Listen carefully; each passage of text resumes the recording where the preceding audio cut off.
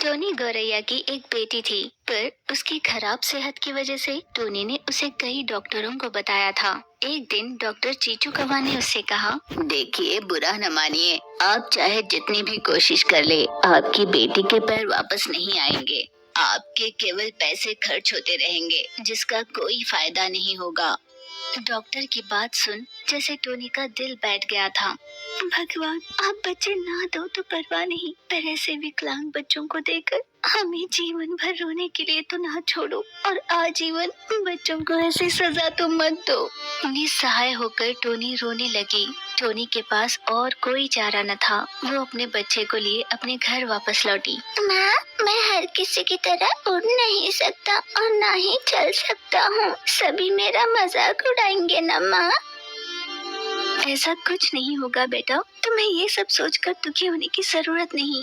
मैं हूँ ना, मैं तुम्हारा हर काम करूँगी। तुम अपने दिल में ऐसी कोई बात मत रखना। तभी उसकी सास ने आवाज दी, अरे ओ बहू रानी, एक तो तूने लड़की को जन्म दिया और उस पर विकलांग लड़की को।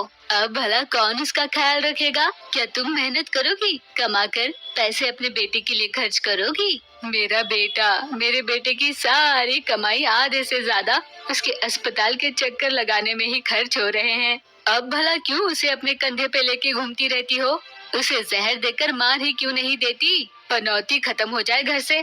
सास की बातें सुन टोनी ने कहा, माँ, ये आप कैसी बातें कर रही हैं? पेट से जना बच्चा चाहे जैसा भी हो, होता तो कलेजे का टुकड़ा ही ना। वैसे भी वो मेरी बेटी है और उसका ऐसे जन्म लेना उसकी गलती तो नहीं, भगवान की है। सास को बहुत गुस्सा आ रहा था।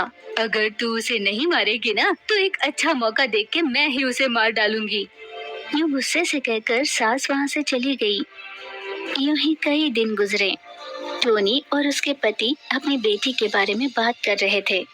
आप कुछ तो ऐसा कीजिए ना, जिससे मेरी बेटी के पैर वापस आ जाए। टोनी, हमने हर तरफ से कोशिश करके देख ली है ना, पैसे भी खर्च कर दिए, पर कोई फायदा नहीं हुआ। अब तुम उस विषय में ज्यादा मत सोचो। अपनी किस्मत में जो लिखा होगा वही होगा। मैंने सुना है मद्रास में अपाहिजों का इलाज होता है। सुना है विशेषकर अपाहिजों के लिए ही सेवा करते हैं। वो मेरी सहेली लूसी है ना, उसने बताया।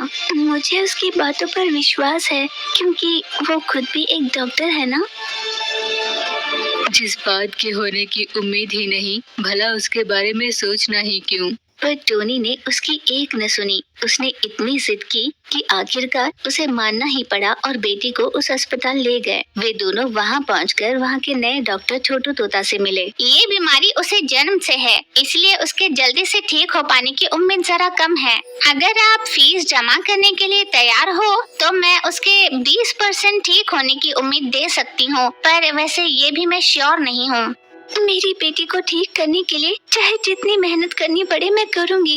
इस पर डॉक्टर ने कहा, अच्छा तो मैं आपको ऑपरेशन के सारे डिटेल्स दे दूंगी। ऑपरेशन में कुछ करीब 20 लाख रुपए लग सकते हैं। डॉक्टर से बात होने के बाद वे दोनों अपने घर लौटे। 20 लाख रुपए कोई छोटी रकम नहीं है, हम कहाँ से लाएंगे? उस पर डॉक्टर ने भी आश्वासन नहीं दिया है। क्या अब भी तुम्हें लगता है कि हमें प्रयास करना चाहिए? मुझे इस बार बहुत विश्वास है। ये एक आखिरी कोशिश कर लेते हैं, इसके बाद भले कोई कुछ भी कहे, मैं कुछ नहीं करवाऊंगी। उन दोनों की बात सुन रही सास उनके पास आई।